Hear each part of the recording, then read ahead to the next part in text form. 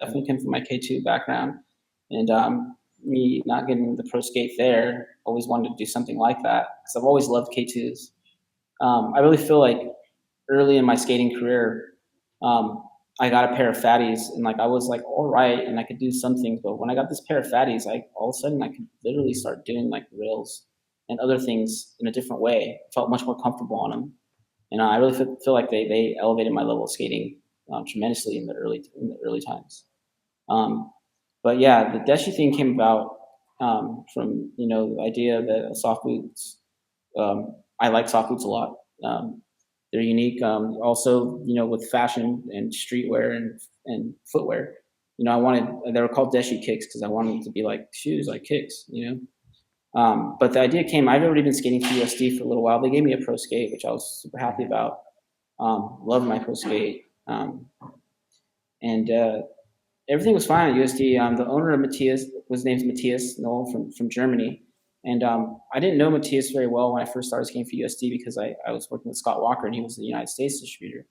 And I knew USD through that, but I didn't really know the actual origins of USD.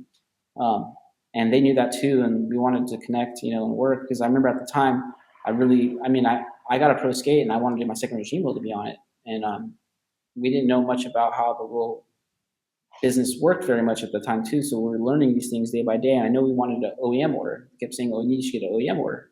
An OEM order is, basically getting a certain amount of my pro wheels on my pro skate guaranteed.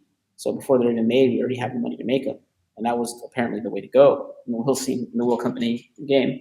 So when doing that, I had to work with Germany, Matthias and Mark Corte at the time, and Josh already knew him very well, and so did Randy a little bit too. And meeting them was awesome. And I remember I got flown out to Germany to meet them, and I love skating in Germany too. I went with Senate a long time ago, early in my career, to Germany for a tour with them. It's called the Kill Tour, and I had never traveled outside the country before that. And I went there, and that was the first place we went to, was Germany, and learning the whole culture and everything, and see how many rollerblades are out there and how different rollerblading was viewed in the European eye than it was, in the United States. Really made me feel a lot more hopeful for rollerblading. Even though it was kind of blowing up over here, it was like a thing in Europe, huge thing. It still is. But the European perspective was big for me. So when going over there and meeting them, we started vibing a little bit and talking. And Matisse would always talk to me about things that are going to come out, and he would definitely explain the business behind it too, which I always love to hear. And Matisse just made it seem like if it's gonna work and you think people are gonna like it, then we should probably do it.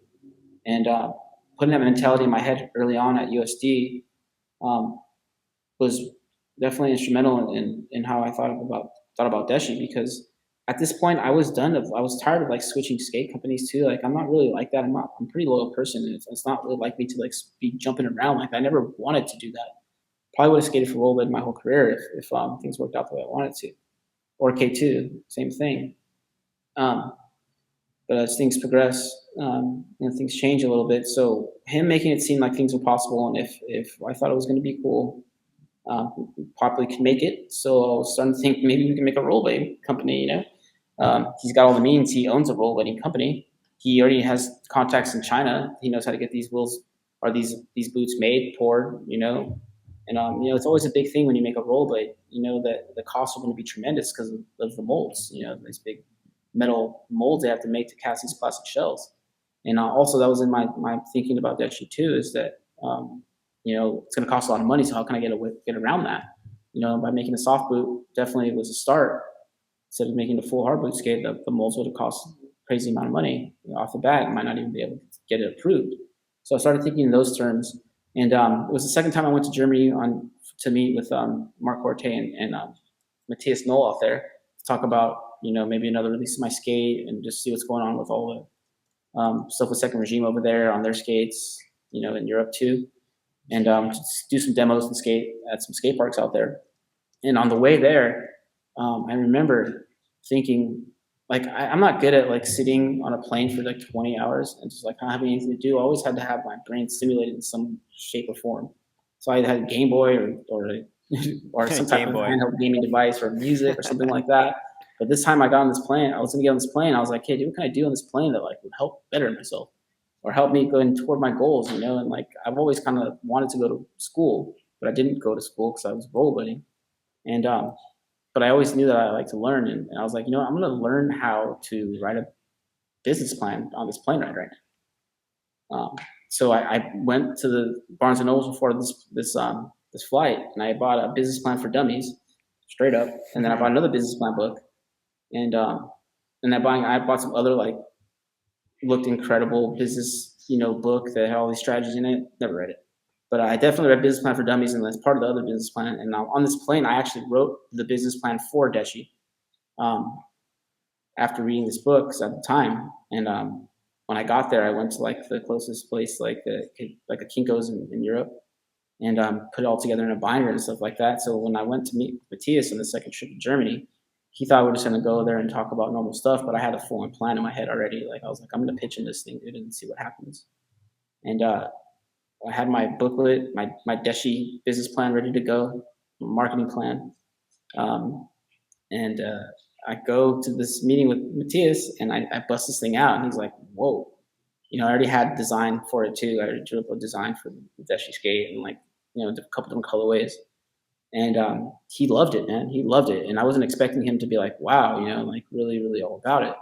Like he was. And literally like after that meeting, I remember me and Randy were in China 2 weeks later on the production line, consulting with them about how we want stuff and how we're going to actually make the skate. And it went from that to China production really quick, really quick. And me and Randy had been involved with designing product before, but never to this level, And I remember going to China, like we went to the factory, and Matthias had already been working with them for already 20 plus years at this time. So like they knew him well. We get there and like we're just going to introduce these people, and like they're treating Matthias like royalty there. And it's Shenzhen in China. And usually I guess like they say at the factory, people can come and work on the stuff, but they put us up in this amazing hotel, like just like 20 minutes outside the factory town. This hotel was incredible. But every day we went to go work on the skate there in China, and they gave us this humongous round table, like enough for like I would say 20 people. Like it was huge. And at the time, like internet wasn't really like popping off in the workplace. So you had to like figure it out, But they had like the Ethernet cord like linked into the desks at every seat. I remember just being amazed at that because like that was not even that wasn't even happening in America. We're still linking up to routers, on our own. And we got to work on that DESHI skate there. And yeah, that was an interesting trip in China. The result was DESHI. Wow. What was like? Well, first of all, what did DESHI mean again? You said DESHI kicks. What does that mean? Yeah, DESHI means disciple in Japanese. Like if you're studying to be something in Japan, like say you're at a dojo, you want to be a karate master or whatever. Like an apprentice kind of. DESHI. Yeah. Oh, nice. Okay, I never knew that. And DESHI. So I always felt like our feet are our disciples. Always trying to teach them different things. That's cool. I never knew that. What was the cool. What was the like model behind DESHI? Like you were going to make this company, you wanted the soft boot kind of look and style like that. Were you trying to like?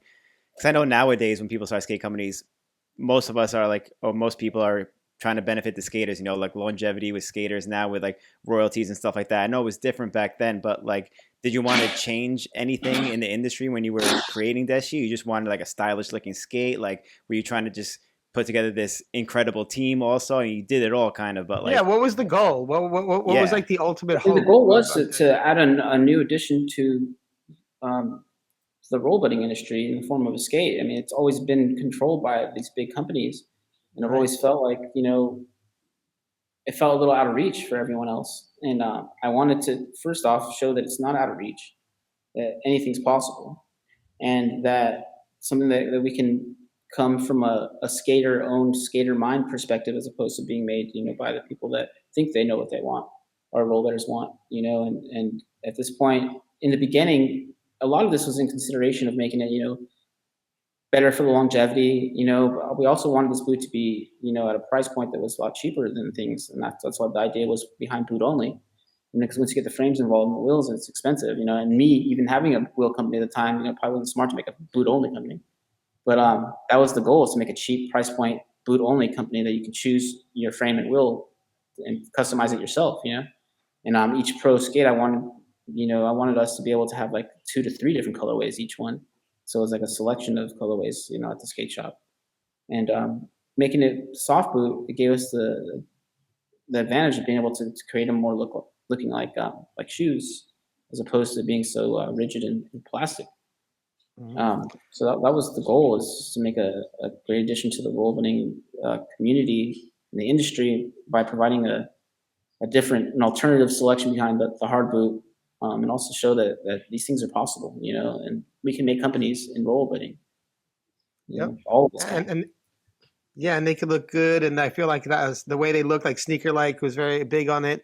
And you know, like I feel like taking off where you left off with Second Regime, having like such like a powerful AM team, the 2 additions, your first 2 additions onto DESHI was massive. I remember seeing the first DESHI video when you guys went to Europe, and Ian So McLeod good. and Chris Farmer, and Chris was skating like the Mook frames at the time, and he was just like, some of the tricks that he was doing at that time were just like insanely revolutionary. So like, what were like some of those trips like? And also like, can we get into like the helicopter ride on like Catalina Island? That was like, that was cool, man. Like that stuff is really cool. You know, the helicopter ride looks a little more extravagant than it actually was. They have helicopter rides to Catalina like every day. They're like $150 a person.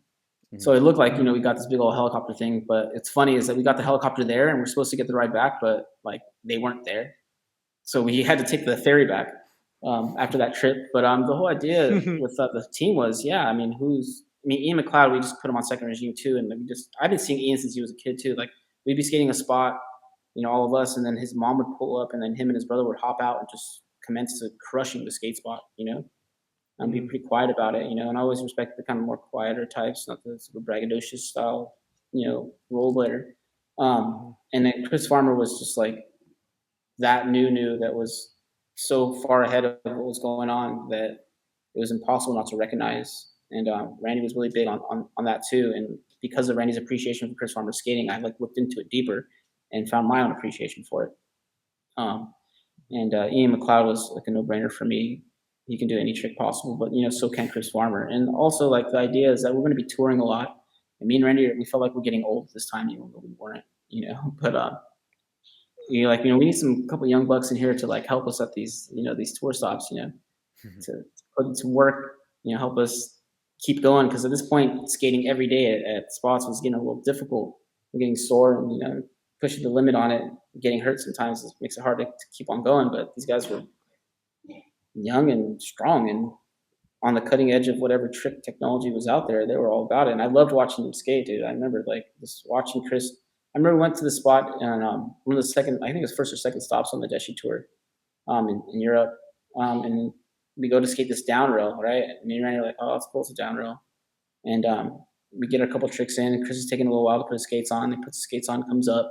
And then Randy made a joke like, you won't freaking 360 sold that rail real quick. And literally Chris Farmer rolled up to the rail, 360 sold it first try without even warming up or anything. And it was like a hard ass rail to do that on. And like he just did that, and all the kids were there were just like, damn. And I was like, damn, like my jaw dropped. And he just had it like that, you know.